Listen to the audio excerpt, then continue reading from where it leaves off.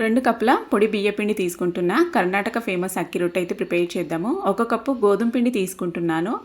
గోధుమ పిండి వచ్చేసి నచ్చితే వేసుకోవచ్చు, లేకపోతే లేదండి. ఓన్లీ బియ్యపిండి అయితే బాగా మెత్తగా సాఫ్ట్గా ఉంటాయి.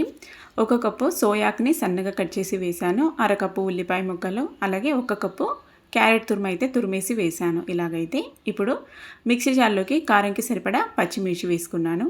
అల్లం ముక్కలు ఒక 3 తీసుకున్న, జీలకర్ర, అలాగే ఉప్పు రుచికి సరిపడా వేసుకొని మిక్సీ పట్టేస్తే ఇలాగొస్తుంది కదా, దాన్ని ఇప్పుడు యాడ్ చేసేద్దాం. కావాలంటే ముక్కలుగా కట్ చేసి వేసుకోవచ్చు. అల్లము పచ్చిమిర్చి నేను మిక్సీ పట్టి వేసాను, ఈవెన్గా స్పైసీనెస్ అయితే వస్తుందని.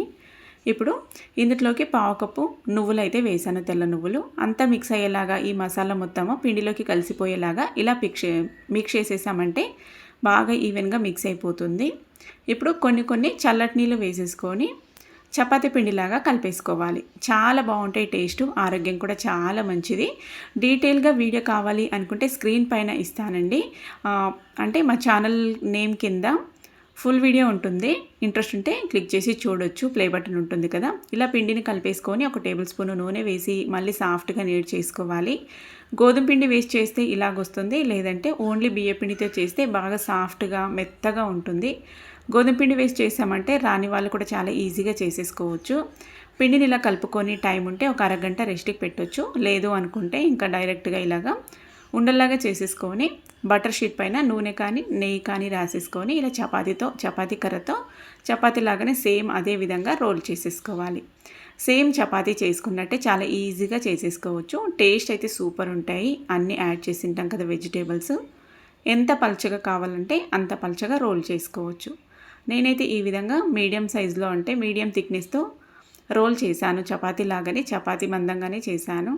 ఇప్పుడు పెనం మీద వేసేసుకొని ఇలాగా 2 వైపులా నచ్చితే నెయ్యి లేదంటే నూనె వేసేసుకుంటూ ఇలా నూనెని అప్లై చేసుకుంటూ కాల్చేసుకోవడమే. బాగా ఎర్రగా కలర్ వచ్చేలాగా మీడియం ఫ్లేమ్లో నిదానంగా కాల్చుకున్నారంటే చక్కగా టేస్టీగా వస్తాయి. కొంచెం పేషెన్స్తో నిదానంగా కాల్చుకోవాలి. హై ఫ్లేమ్ పెట్టుకొని అప్పుడే తొందరగా కాల్చుకోవాలి అనుకుంటే టేస్ట్ అంత బాగోదు. మీడియం ఫ్లేమ్లోనే నిదానంగా కాల్చుకున్నామంటే చక్కగా మంచి రంగుతో బాగా టేస్టీగా వస్తాయి. అన్నీ ఇదే విధంగా కాల్చేసుకోవడమేనండి. చూసారు కదా, చాలా ఈజీగా హెల్తీగా అప్పటికప్పుడే ప్రిపేర్ చేసుకోవచ్చు. బ్రేక్ఫాస్టు, లంచు, డిన్నర్లోకి ఎప్పుడైనా చాలా బాగా ఉంటాయి. నేనైతే దీనికి కాంబినేషన్గా కర్రీ వచ్చేసి బొంబాయి చట్నీ అంటారు కదా, పూరి సాగు అంటాం మేమైతే. ఇది శనగపిండి కూర అయితే చేశాను. నచ్చితే చట్నీస్తో కూడా సర్వ్ చేసుకోవచ్చు, లేదంటే ఇలా చేసుకోవచ్చు. నచ్చితే ట్రై చేయండి. Thank you for watching.